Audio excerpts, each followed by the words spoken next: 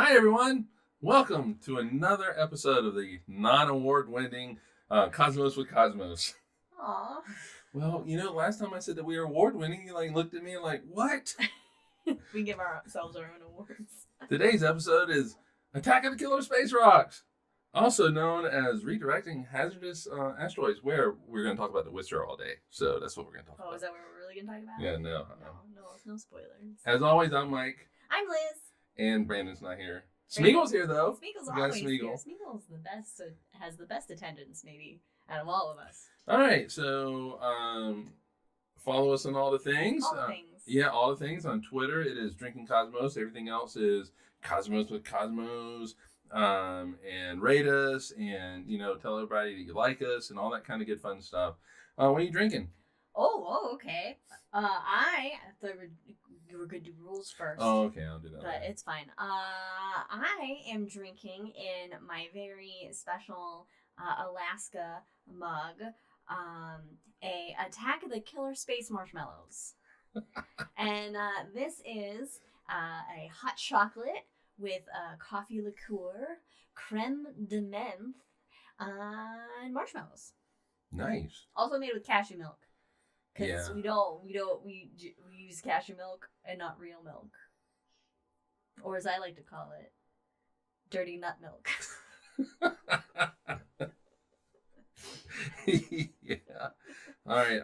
I am drinking out of my actually this is Liz's blockbuster. Oh, yeah. The last blockbuster on the planet cup, silicone cup. Yeah, I know, they're really nice. And my cup is over there. But anyway, this is I am calling this the Yarkovsky, which we'll maybe get into later on. Yeah. But anyway, it has orange juice, cranberry juice, vodka because it is Russian, named for a Russian astronomer, physicist. What else? Oh, Sprite is in here. Lemon juice. No, club soda's in the other one.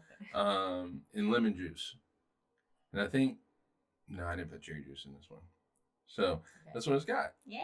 Yeah. So the main thing is vodka because Russians, and They that's like all they vodka. drink. All right, so we got a few rules here. Anytime that a puppy barks and Puppy Jack's feeling a little under the weather, so I'm not sure that he's gonna bark. Yeah, but Lamb might. He's got a little tummy. He's got a little tummy ache or something. Yeah.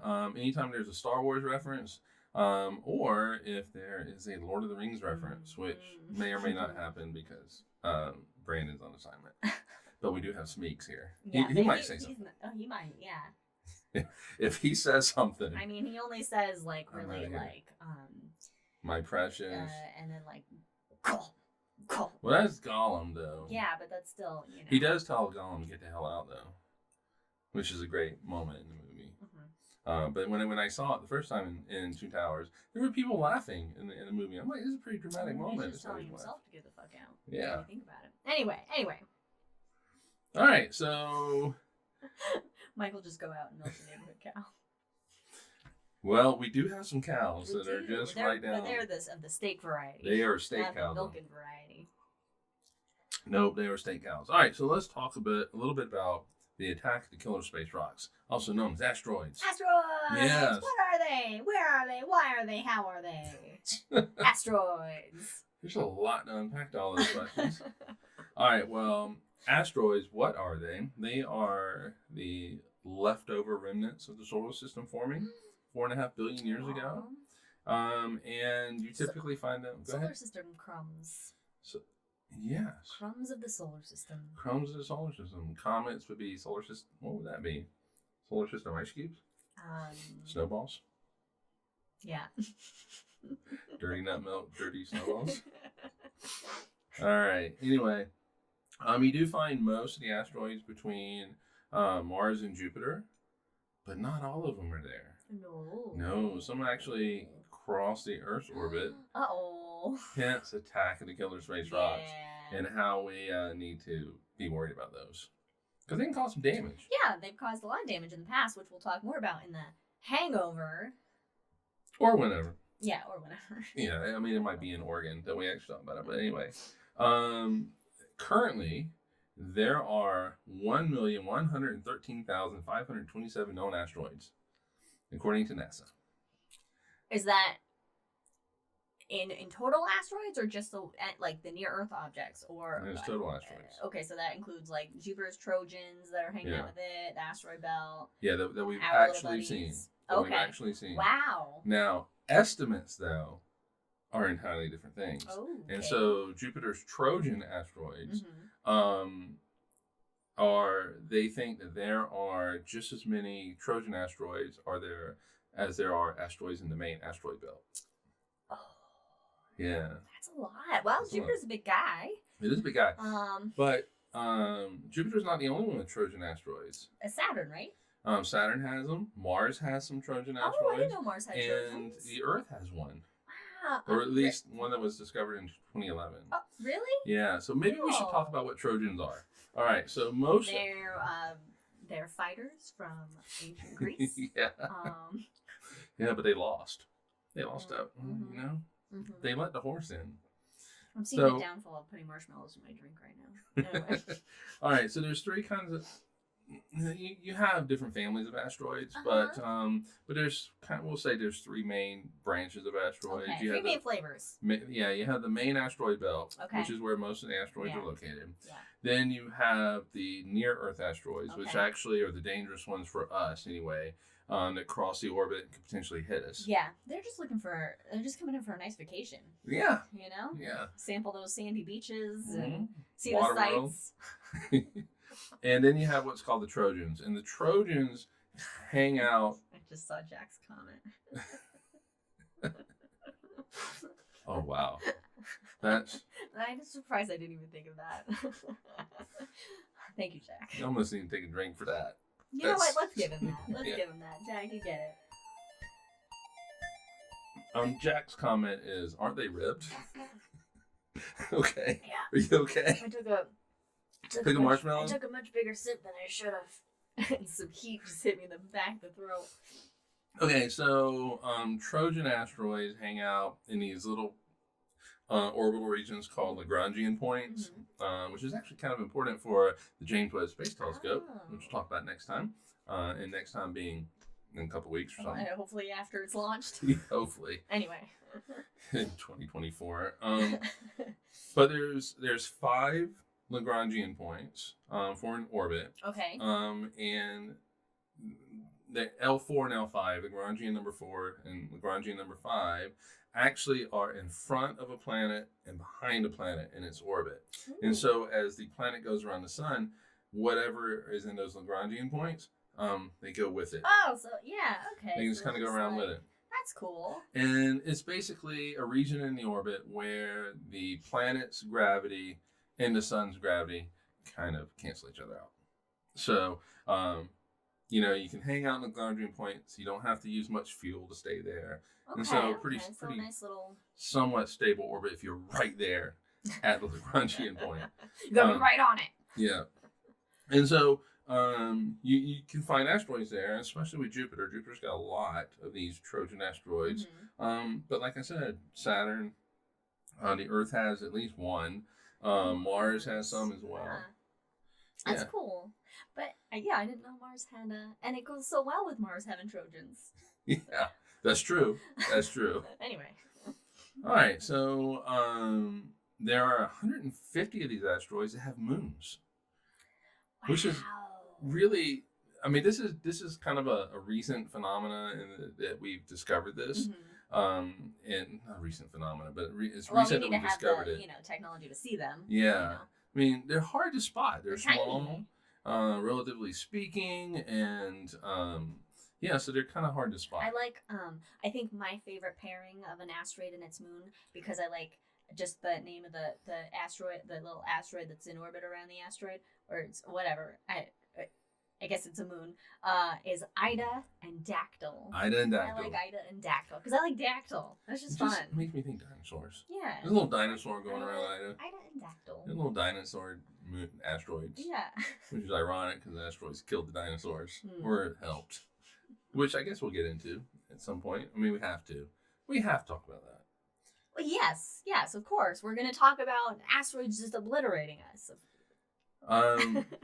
So they range in size from, a little bit less than 30 feet all the way up to 330 miles. across, and Vesta is the biggest of the asteroids. And so Ceres is a dwarf planet, by the way, which is in the asteroid belt. Yeah. But Vesta is considered an asteroid, and it's the largest of them. And if you take all the mass of all the asteroids in the entire solar system that we know of, it's less than the mass of the moon. Wow. That's something to think about. Yet, how many of them could destroy us all? Yeah. What happens to the moon when the asteroid crashes in the Earth? The moon just enjoys the light show. No. I think the asteroid's moon. What? Could an asteroid with a moon? Could an asteroid wouldn't be able to have a moon if it was on a collision course with us? Could it? Yeah. Just bring it along. I guess so. We get hit by both of them. It's just a weird visual in my head, I guess. Yeah, because I mean, the asteroid doesn't have a lot of mass, and so for the moon to be, gravitationally bound to that asteroid, it's got to be pretty close to it. Could the moon miss us if it was far enough away from its parent? It would be extremely rare that would happen. The parent asteroid would have to be a grazing hit on the Earth, and the moon would have to be completely on the opposite side of the asteroid from the Earth for that to happen. For it to miss us. Would it get launched around, or its gravity? Yeah, it would. Yeah, I actually. It is very hard to see a situation where that would happen. It's interesting to think about. It'd be 2 hits, yeah. Yeah. Both of them would hit us. And they wouldn't hit us in the same spot. Like the parent would hit. Let's say the parent hits first, and then downrange the moon would hit, and so it. Oh, that might be the worst kind of. Yeah, because they're not hitting the same place. Like you might have one hit in Washington D.C. and then the moon will hit. Talk about a 1-2 punch. Yeah. Podcast pun master. And then the other one hits maybe in Europe or something. I agree, Jack. Little moons should be called moonlets. Moonlet, yeah. Deadly moonlets. Yeah. All right. So, okay, cool. So there's not a lot of mass to all these asteroids. So it's not like The Empire Strikes Back, where you have all these asteroids kind of whizzing around. Oh, right. Yeah. When they're going through the asteroid field. It's not like that at all. And I think that the average separation between asteroids is like 1 million or 2 miles. Millions of miles between them. So it's not.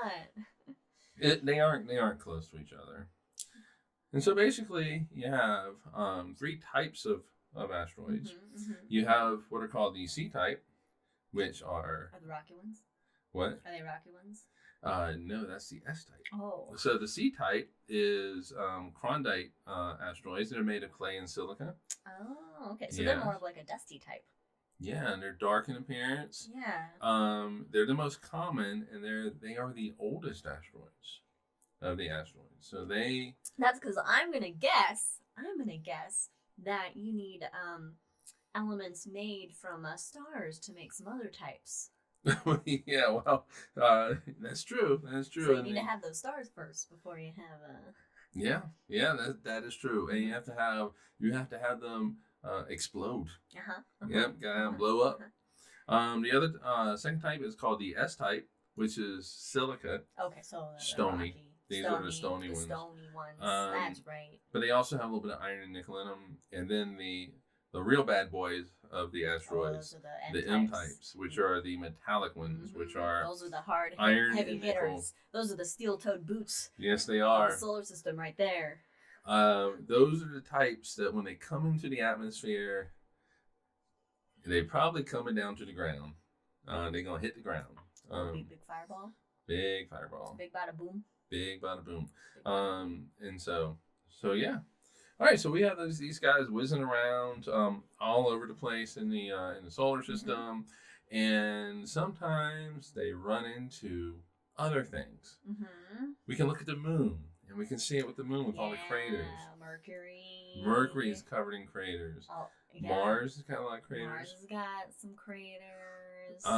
We have seen at least comets hit like Jupiter. Yep, Shoemaker-Levy 9 Yep. in 1994. Sure, 1990s. I was going to say 1990s. Somewhere between 1990 and 1999. That's so cool. Because you can see the images and you can see the impacts on Jupiter, but Jupiter doesn't have a surface; it's a gas giant. So you're basically seeing these impacts in thick gas. Yeah, but they left like black eyes. Yeah. Yeah. Look up images for Shoemaker-Levy 9 impact on Jupiter, and they really are amazing pictures. And Jupiter's huge, and these are huge marks, black eyes on Jupiter. And just think what would have happened to Earth if the Earth had been hit by all these little fragments. It's an interesting story. There was a comet that was orbiting, and it got a little too close to Jupiter, and Jupiter broke it apart. Got a lot of gravity. It's Got like, hey, come here. Get over here. So it broke it apart, and watching it, we realized that when it came back around, it was going to hit Jupiter. And so all these telescopes and everybody was trained. Hubble was looking at it. It's like the car crash that we're all trying to see as we drive by that everybody's ready for. We're like, all right, here it comes. They even had spacecraft at like Mars or somewhere turn and look at Jupiter to watch this happen. That's fun. And they just plowed right into it over like a day or two. And so we have impacts all over the place. You have impacts like on Venus, but we can't really see its surface, so it's kind of hard to see, but it also has that really thick atmosphere. There are a lot of craters here on Earth. Forgot to bring up the picture of us at Meteor Crater. We're going to show a picture of us at Meteor Crater. Yeah, in Arizona. And so we have craters here on Earth, but these craters don't last very long, geologically speaking. Because the Earth is active. It's got all kinds of erosion, volcanoes, wind, water, all kinds of earthquakes, erosion going on. all that shit kind of just like erasing the evidence of getting 1-2 punched for millions and millions and billions of years. And we do, Mom, know what type hit us during the dinosaur days, and we'll get into that in a little bit. Yeah, we'll talk about that and how we're overdue for another one of those things.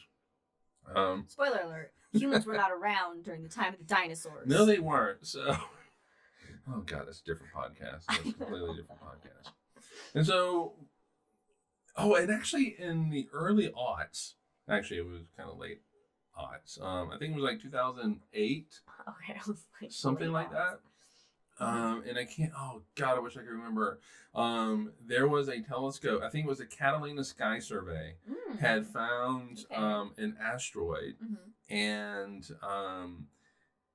they did real quick orbit measurements for that asteroid, and they were like, in 19 hours, it's going to hit the Earth.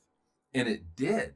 It hit the Earth, and they, and with the orbits, they were like, and it's probably going to land in Africa, and in the Nubian desert, there were pieces of this asteroid. Oh, and this you could see it clearly because it was in stark the color. It was black, and it contrasted well against the sand, so people could see the meteorites. Yeah, you can go, and that's why if you're down in Antarctica, that's the best place to find meteorites, because it black on white.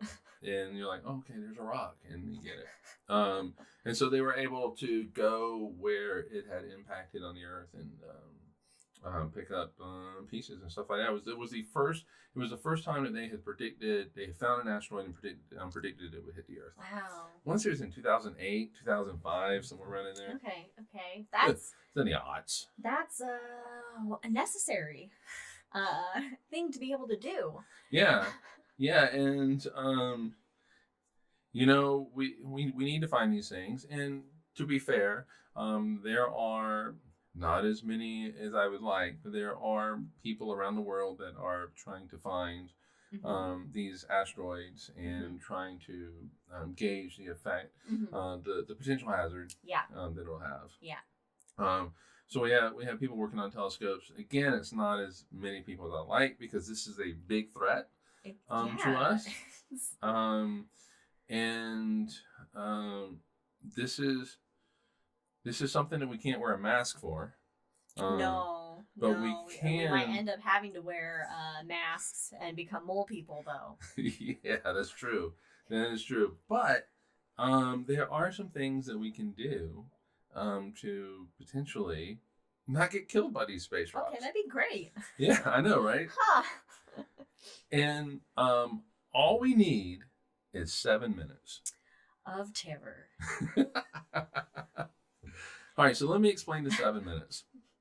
Okay, so the Earth is going around the sun, so it's constantly moving, right? Yeah. Mm-hmm. If you have an asteroid that is on a direct collision course for the center of the Earth, okay, right in the middle, hit bullseye right in the middle. All right. It just needs to arrive 7 minutes early or 7 minutes late, and it will miss the Earth. Because we're going around the sun with a certain velocity. We're moving, and so we basically can dodge it then. We can dodge essentially. We're just like, what? Yeah. Yep. So when we look out and we discover this asteroid is coming and wants to kill us, and we all scream and tear up. Oh shit! What are we gonna do? We just need to nudge it a little bit. Oh, okay. Now, just a nice little bit. Hey, hey, buddy. Yeah. Could you just move over a little bit? Scooch a little bit. Just we were here first. We're just saying. Can you just? Yeah. Can you just one seat over? Pardon me, sir.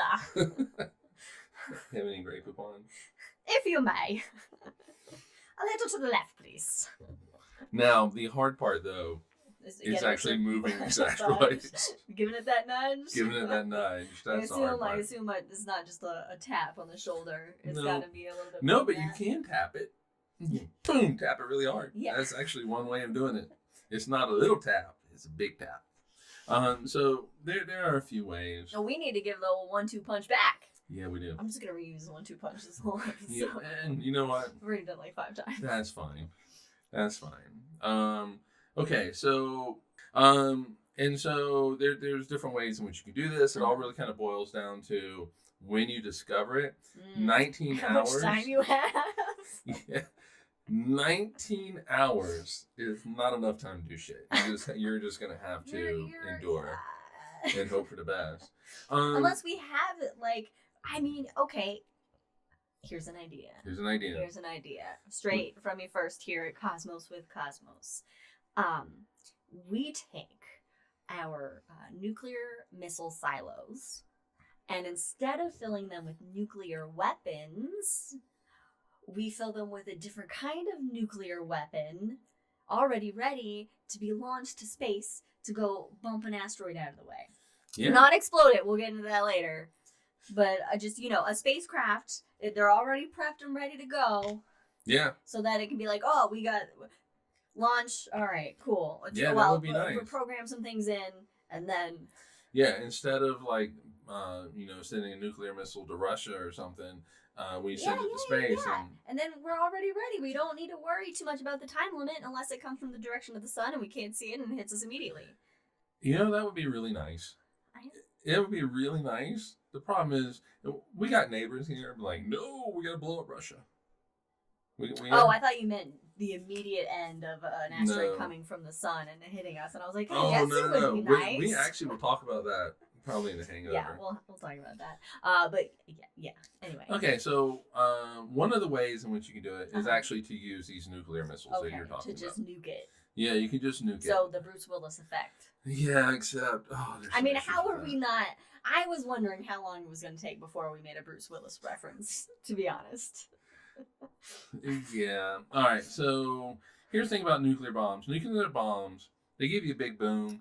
Yeah. They and let's be honest, they look cool. They look real cool. They will work at moving the asteroid. They will work, but there are some problems.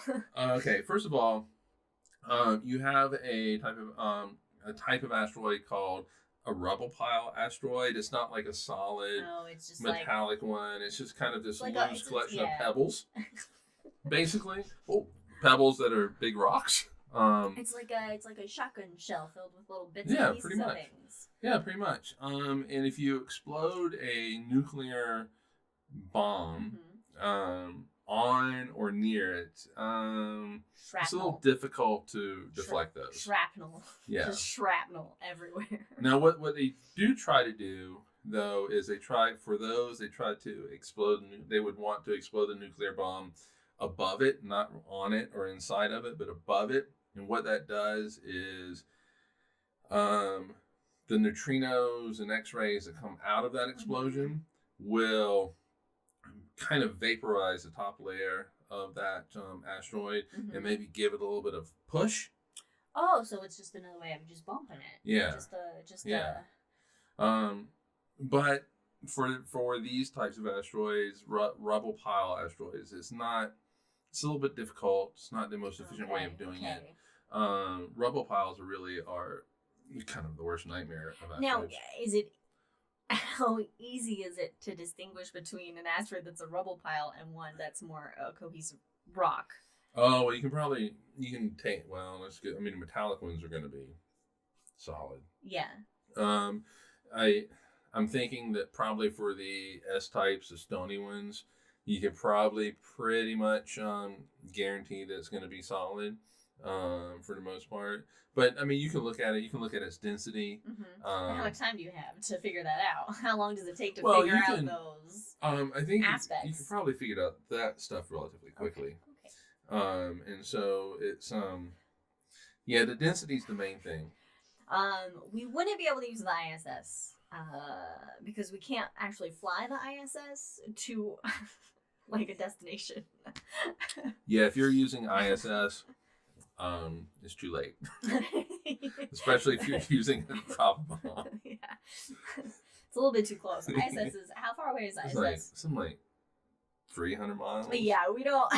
It's pretty close. Yeah. A little too late at that point. You can also explode a nuclear bomb on the surface, and that might push it.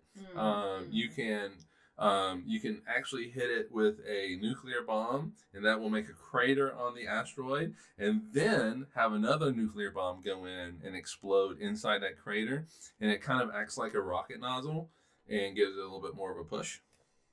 And so that's one way of doing it. Now, okay. Here's the problem with Armageddon. Okay. Okay. I don't want to close my eyes. That was a comet, though, wasn't it?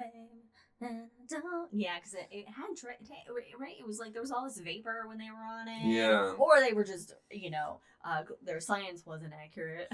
No, so they exploded this nuclear bomb, and that was an interesting movie summer because you had Armageddon and Deep Impact both came out at the same time. And so I think Deep Impact had Frodo in it. Anyway. Why did they name it Deep Impact? Because it hit in the ocean. It hit in the ocean. I mean, well, yeah. Couldn't they? Anyway. All right, so and I want to say that like in Armageddon, didn't it like cleave it in two and these? Yeah, and then they just went to the Earth. They just went. Yeah. And missed shaved the sides of the Earth. Meanwhile, just rain fire of hell down upon all of life.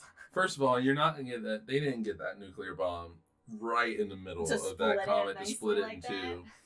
And that is such a nice little cleave right there. But I want to say that if in Armageddon, you watch the two big pieces go past the Earth and miss the Earth, but you also see impacts on the Earth occurring. Oh yeah.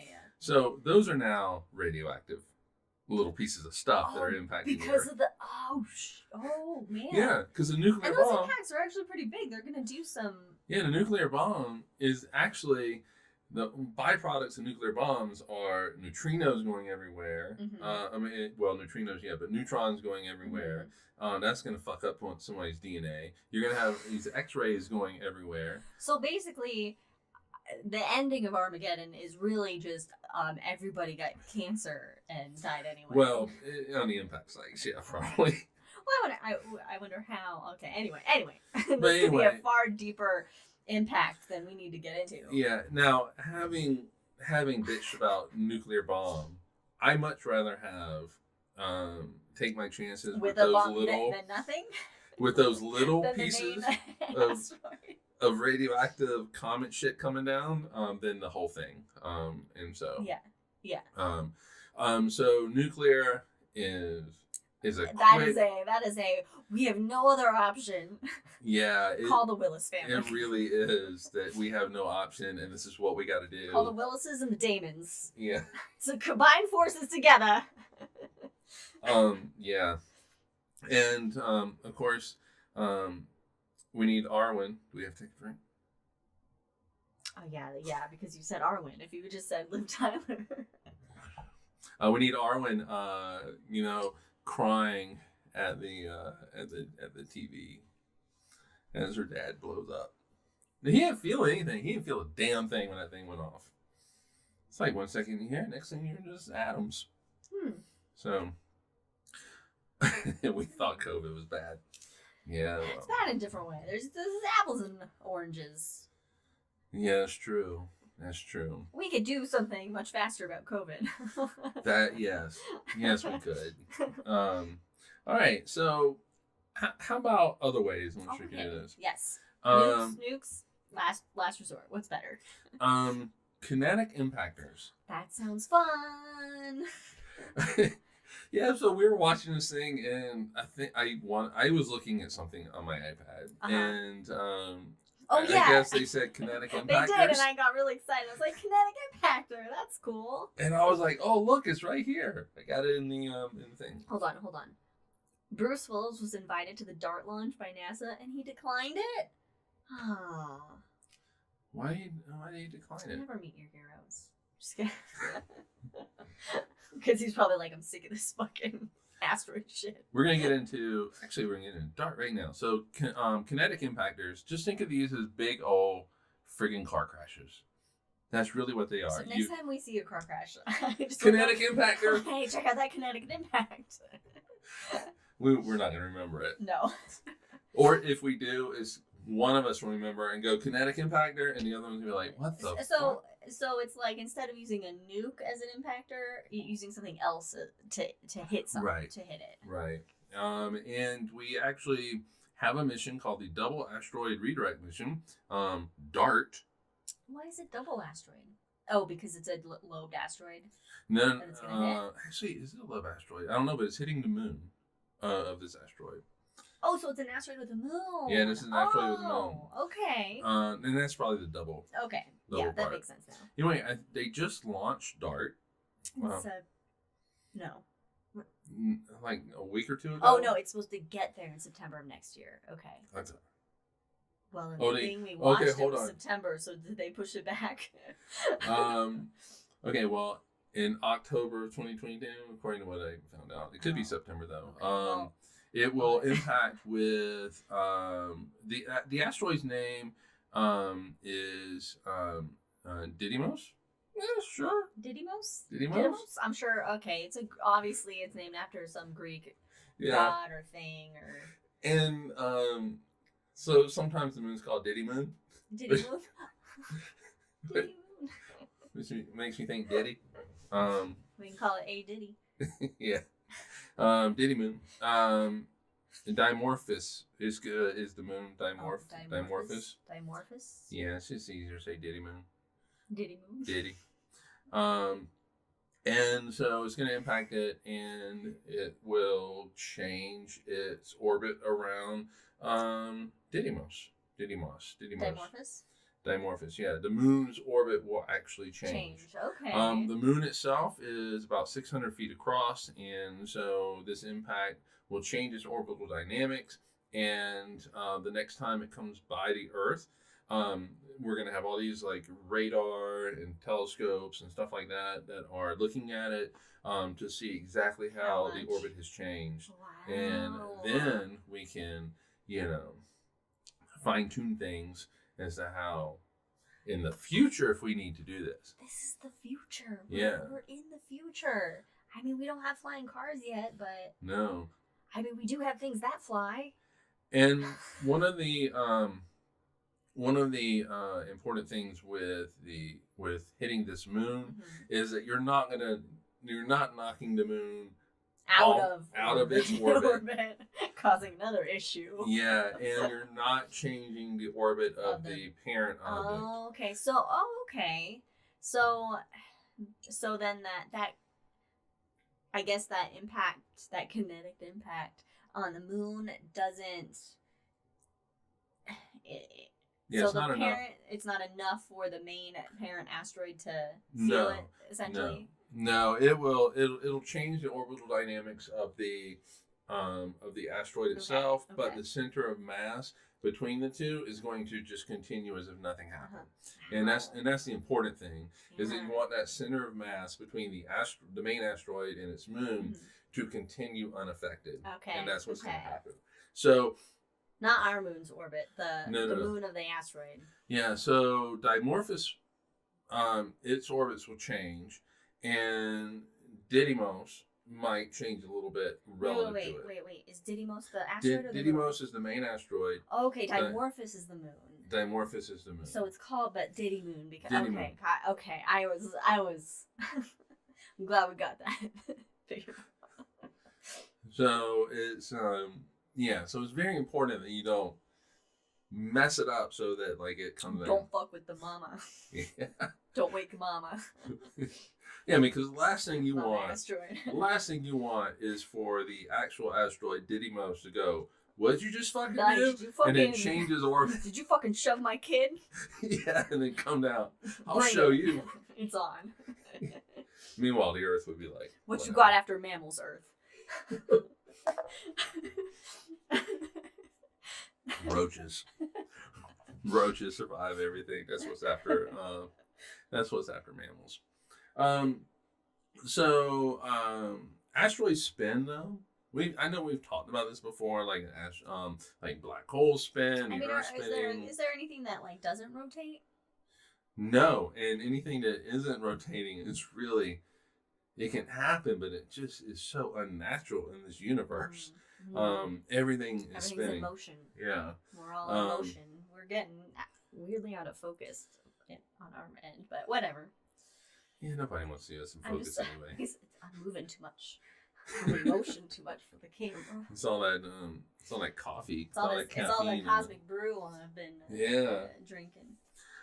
So these impactors don't really work efficiently, work really well with things that are spinning.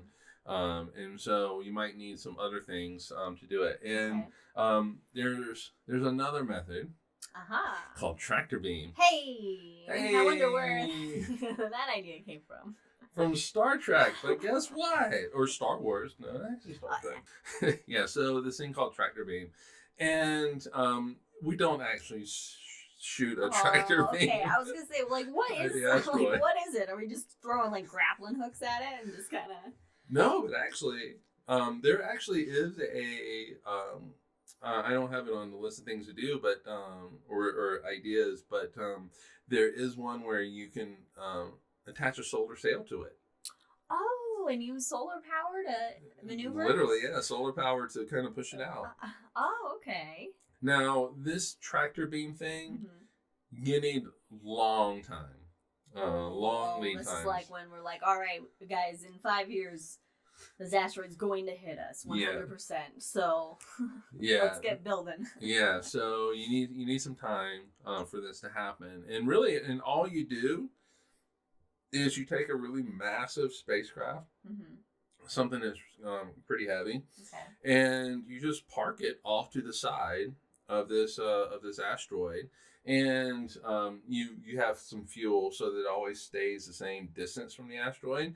And you just use gravity, the gravity of this little spacecraft, which is incessant. It continues. It's relentless. It will pull on this asteroid and eventually change its orbit. Again, all you need is 7 minutes.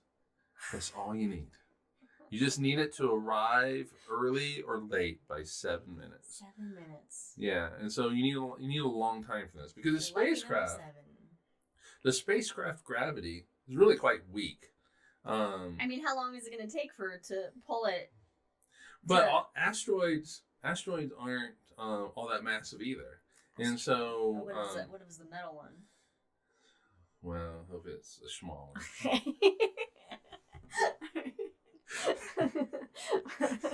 Okay, use a different method. Use a different method.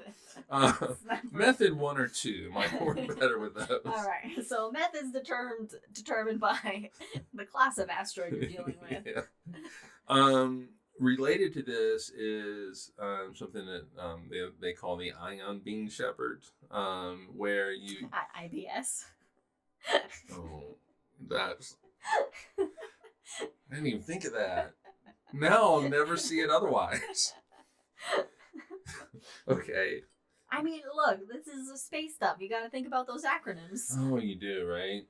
And so this is where you actually put a smaller spacecraft and park it above the asteroid, and don't use gravity to change its orbit, but you turn its rocket nozzle towards the asteroid, and it's just constantly battering it with thrust, and it always stays at the same height above the asteroid, and that thrust gives it a little push. So it's just like it's like when you see a car breakdown and they use another car to help push the car out of something or in a direction. Yeah. I mean, yeah. Okay. Whereas, but that second car is using like thrust to push it. Yeah, that's what I'm saying. It's we're gonna turn our exhaust pipe towards you and push you out of the snow. Yeah, no, I meant the front of the car. Yeah. Its nose, because you said the nose of it.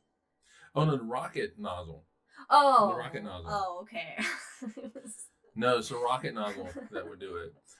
Your mom asked a really good question. Can we change its spin for these asteroids that spin fast? I mean, I assume we could. You can. If you can move a moon into a different orbit. Yeah.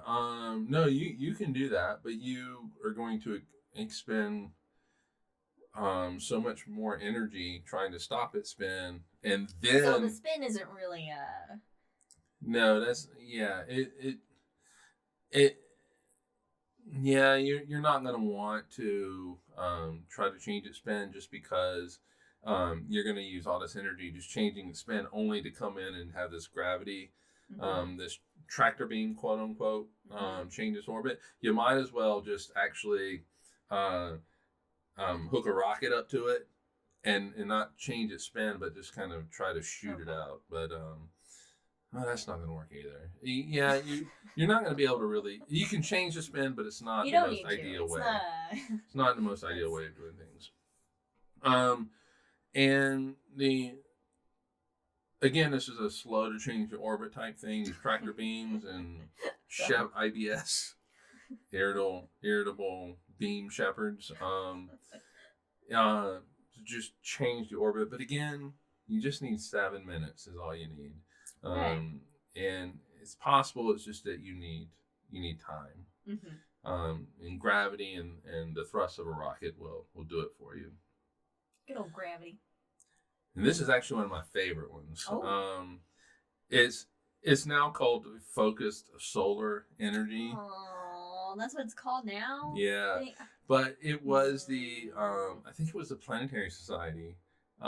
They gave it its first name, which is Mirrorbees. Mirrorbees. Yeah, that sounds so cool. It does. So basically, you put these mirrors above the asteroid, and it's like a swarm of these mirrors. It's not just one; it's a swarm of them.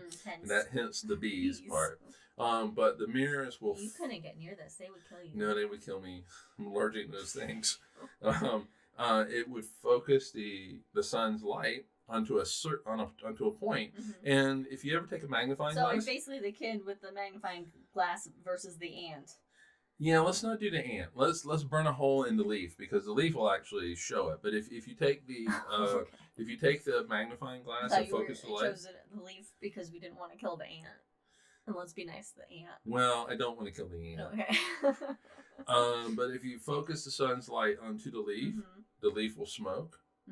It's the same kind of thing. What you do is you focus the light from the sun with these mirrors onto a point, and it will vaporize that rock. It'll get so hot it actually vaporizes, and when you vaporize it, it gives a little thrust, And so it pushes it. It's like a little tiny little rocket engine. Little tooth. Oh. Continuous stuff. Yeah, how much time would it take the Mirror Bees to move the asteroid 7 minutes off its orbit?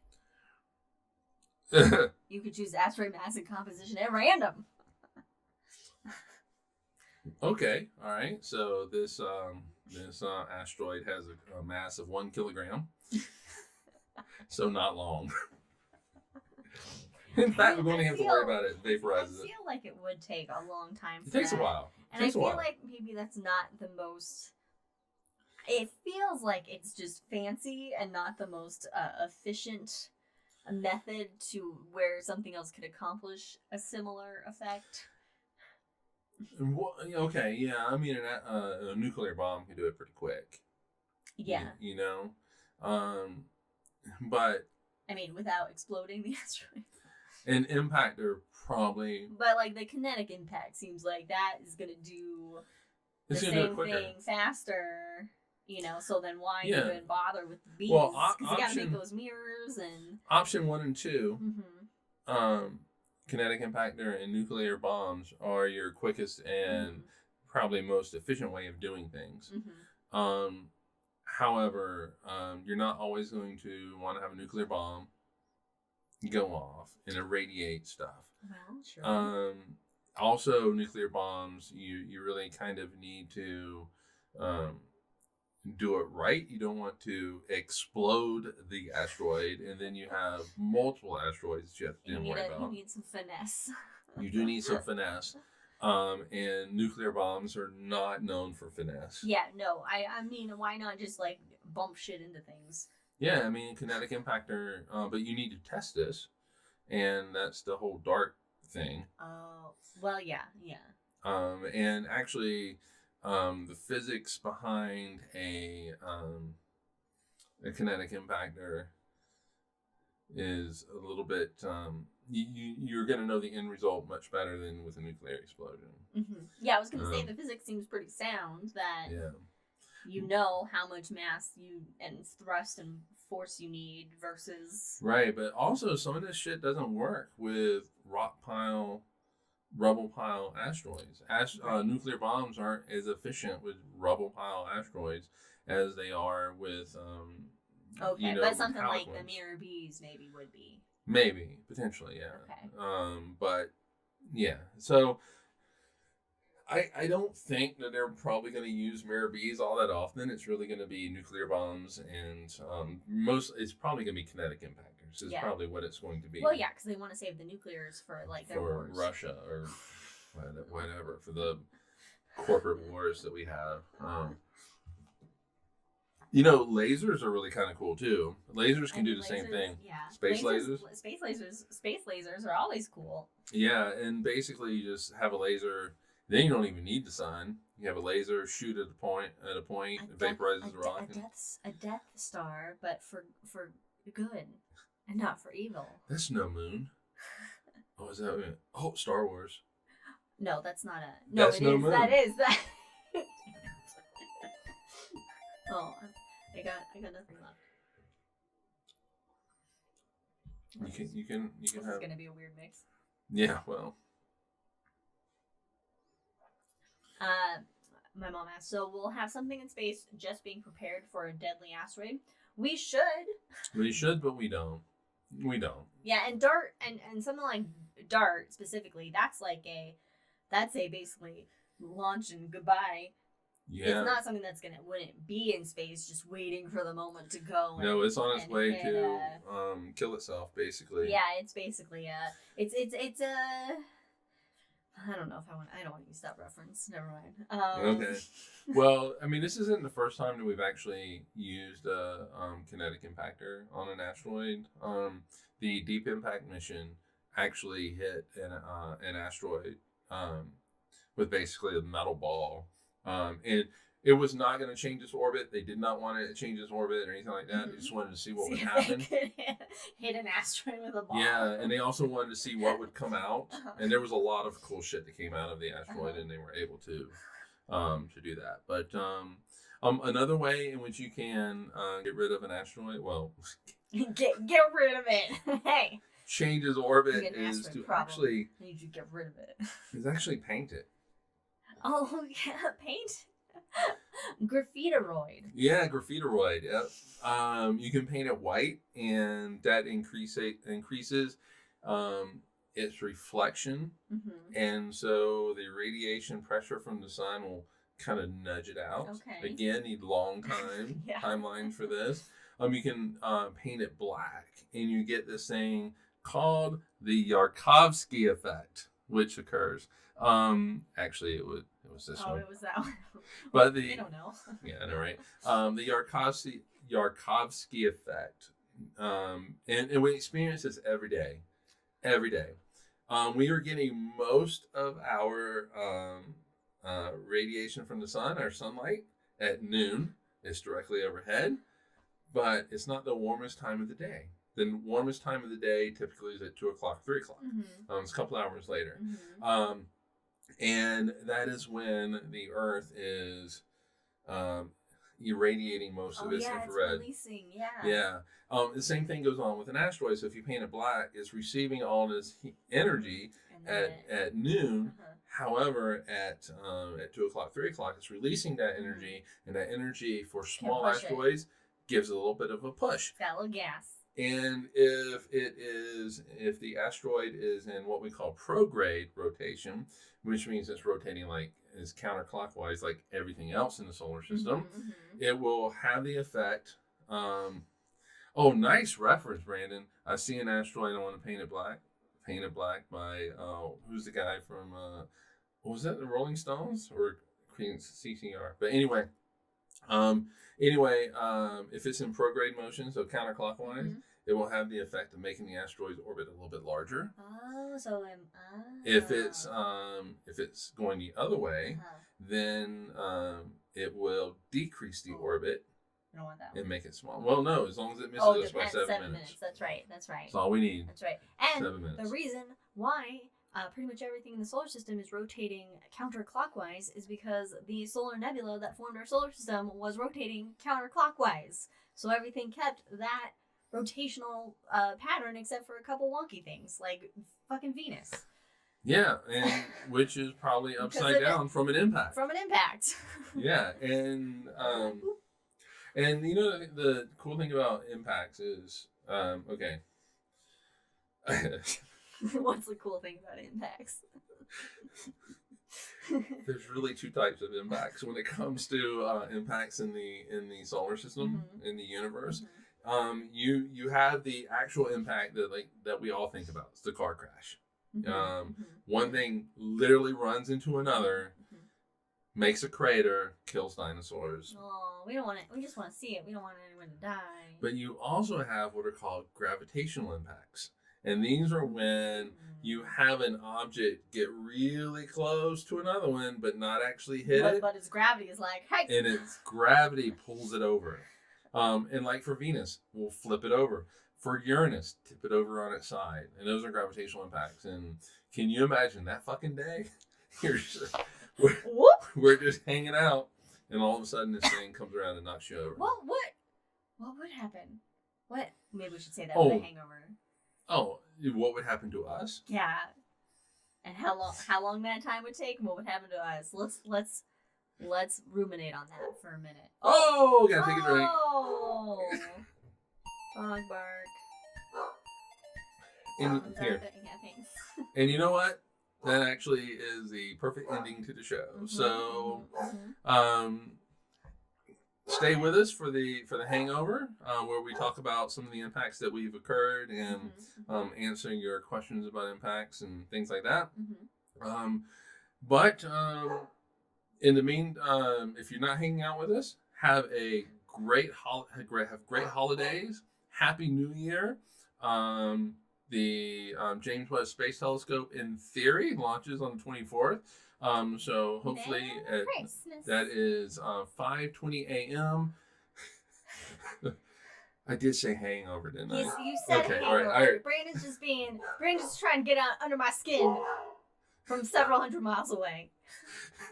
It's supposed to launch at 5:20 a.m. Mountain Time. That's when the window opens. Doesn't mean it'll actually launch then, but on the 24th. So it'd be a great Christmas gift if we can get it up safely. But speaking of safely, stay safe, stay healthy. Do not drink and drive. No. And everybody have a great holiday season and Happy New Year. And watch out for asteroids. Oh, in 2 weeks on January 2nd, we will have a James Webb recap. And if it doesn't launch, then we will talk about something else. We'll just do something else. All right, we'll see everybody. Thanks for joining us. Bye. And we'll see everybody else in the hangover in a bit. We will be right back. Oh my God.